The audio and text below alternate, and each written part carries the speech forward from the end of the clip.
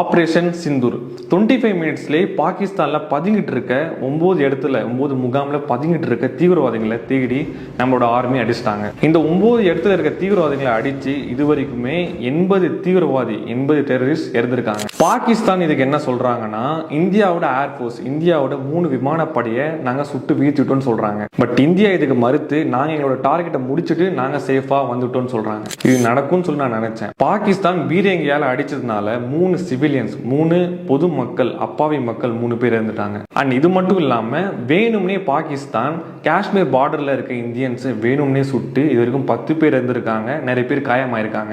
Operation சிந்தூர்னால சீனா என்ன சொல்றாங்கன்னா, 2 பேருமே சண்டை போட்டுக்காதீங்க, அமைதியா இருக்குன்னு சீனா சொல்றாங்க. உலகத்துல இருக்க நிறைய தலைவர்கள் எல்லாருமே இந்தியாவுக்கு ஆதரவு தராங்க. நம்ம நாட்டில் இருக்க தலைவர்கள், முதலமைச்சர்கள், நடிகர்கள், பெரிய பெரிய செலிபிரிட்டிஸ் எல்லாமே இதற்கு ஆதரவு தராங்க. இது இந்தியாவுக்கும் பாகிஸ்தானுக்குமே ஒரு பெரிய விஷயமா மாறுமா அப்படிங்கறத மறக்காம கமெண்ட் லீவ் பண்ணுங்க.